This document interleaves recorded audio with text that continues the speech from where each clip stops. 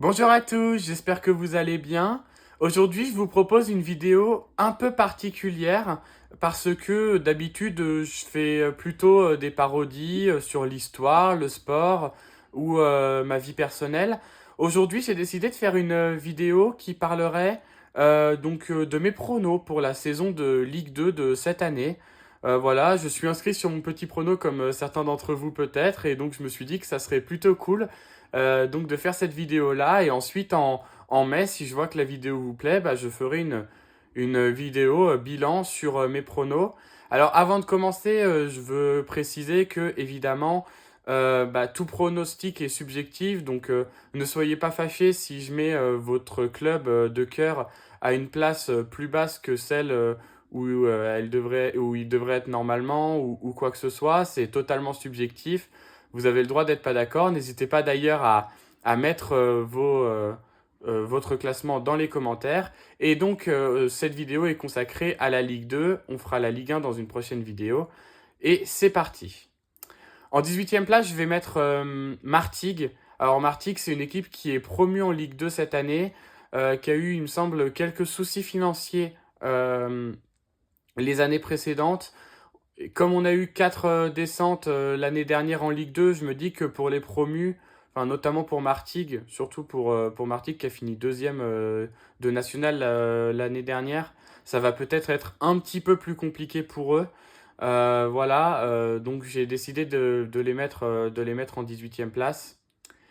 En 17e place, ça va peut-être être une surprise pour vous, mais je vais mettre Laval, une équipe qui avait fait un super début de saison l'année dernière en Ligue 2, mais qui, cette année, fait un début de saison plus compliqué. Et c'est vrai que la fin de saison dernière avait vraiment été très très difficile.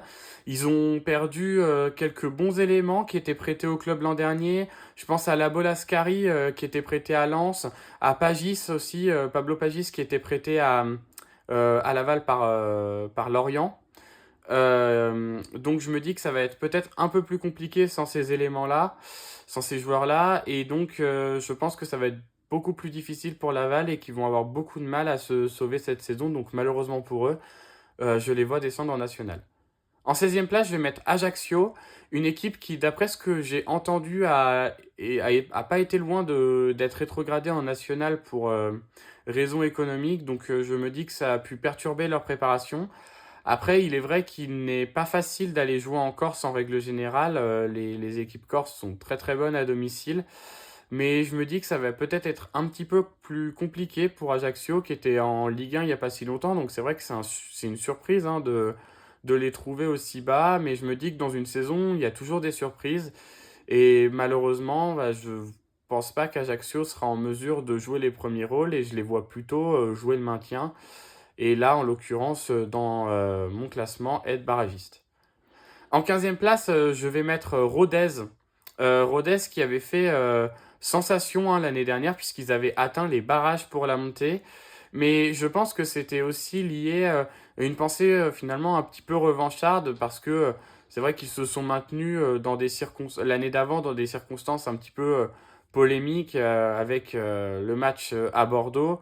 Et donc je me dis que l'équipe avait quelque part des idées revanchardes, avaient une revanche à prendre et ils avaient vraiment fait une super saison, mais j'ai du mal à les voir réitérer cela cette année parce que c'est vrai que bon, j'essaye de pas trop me fier au début de saison et de me fixer sur le mercato, mais c'est vrai qu'en Ligue 2 on n'a pas forcément beaucoup d'infos, mais c'est vrai que le début de saison de Rodez est très compliqué. Donc je pense que ça va être un petit peu compliqué. Je pense qu'ils vont devoir se battre pour se maintenir. Et ils vont pour moi terminer 15e.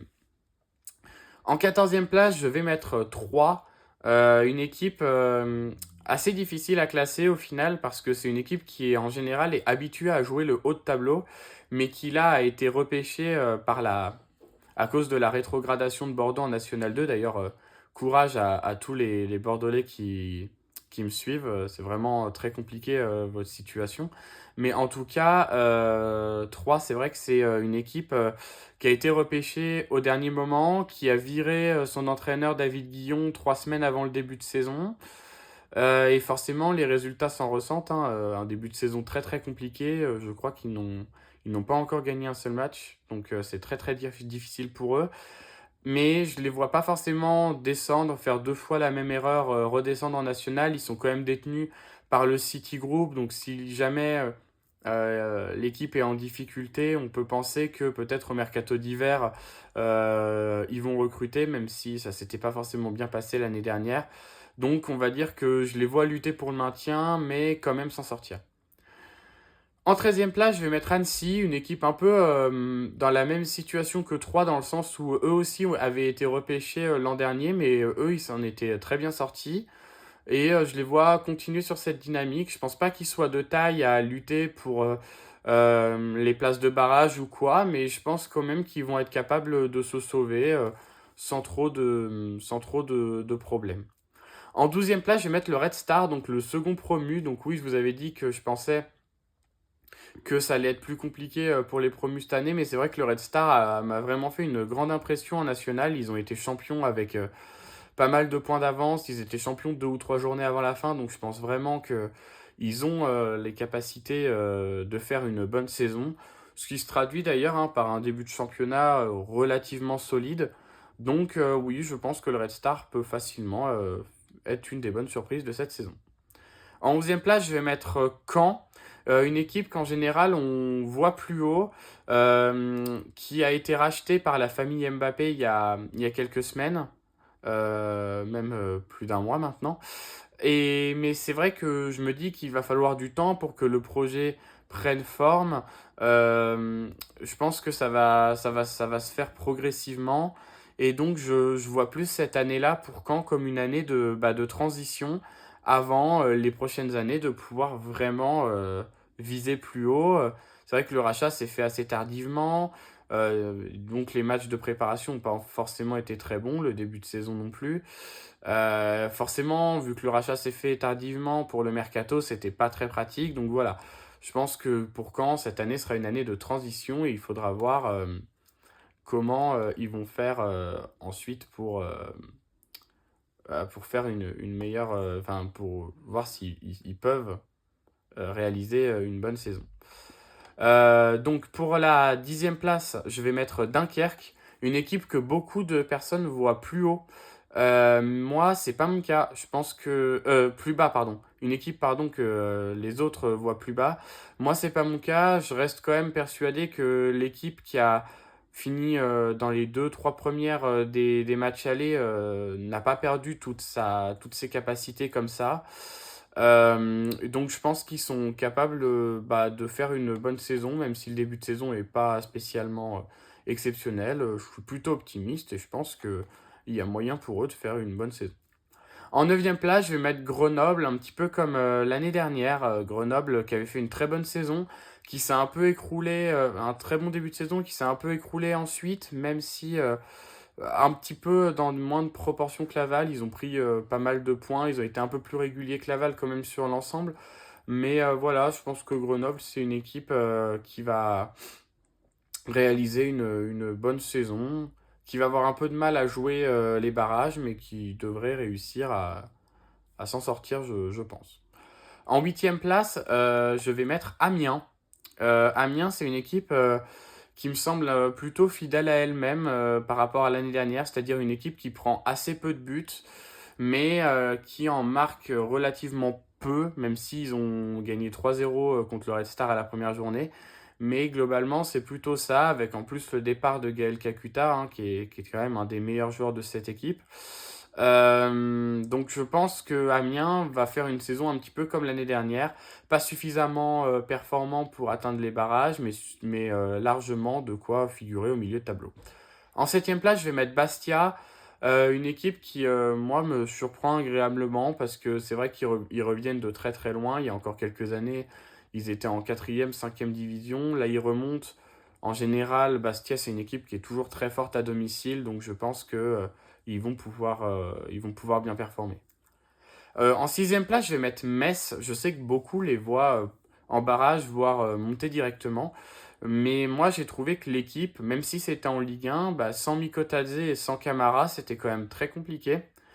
Donc, même s'ils sont habitués à faire, entre guillemets, l'ascenseur, c'est-à-dire à monter, redescendre, puis remonter, etc., moi, je pense que ça va être peut-être un petit peu court cette année. En cinquième place, ça sera ma plus grosse surprise de cette vidéo. Je vais mettre Pau, une équipe que peu de personnes attendent à ce niveau-là. Mais je me dis qu'il y a toujours une surprise dans un championnat. Et c'est vrai que Pau, moi, depuis qu'ils sont montés, je trouve que ça bosse vraiment très bien. Ils font des très très bons résultats.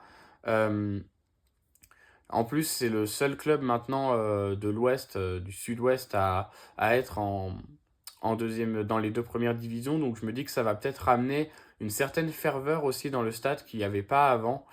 Donc voilà, je suis plutôt optimiste pour Pau et je pense qu'ils peuvent accrocher les barrages. En quatrième place, je vais mettre le Paris FC. Le Paris FC qui est une des très bonnes surprises de ce début de saison, qui a gagné beaucoup de matchs, qui depuis quelques années de toute façon vise les barrages. Et je pense que ils vont les atteindre, mais je pense que ça va être encore une fois trop juste pour monter directement. Donc voilà, je les mets quatrième.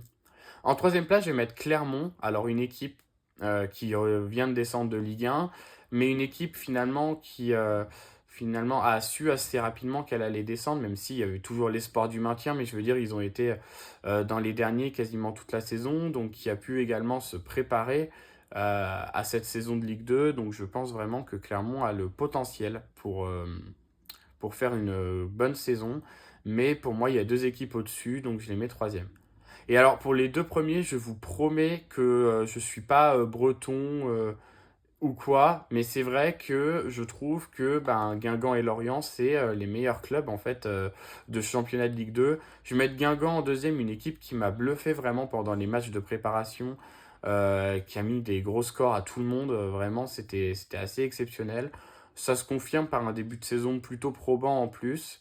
Donc je pense qu'ils peuvent retrouver la Ligue 1. En plus, le Roudourou, c'est un stade qui est vraiment toujours plein comme un œuf et vraiment super. Donc, enfin, j'y suis jamais allé, mais c'est vrai que l'ambiance en général est toujours plutôt sympa. Donc, je pense qu'ils vont monter.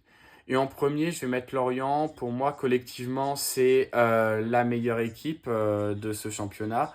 Notamment, alors je fais une petite prédiction. Je pense que le petit Croupi de Lorient va vraiment faire une bonne saison, leur attaquant là. Je le sens bien et je pense qu'il pourrait être la révélation de cette saison. Voilà, j'espère que cette vidéo vous a plu. N'hésitez pas à la partager si elle vous a plu, tout simplement.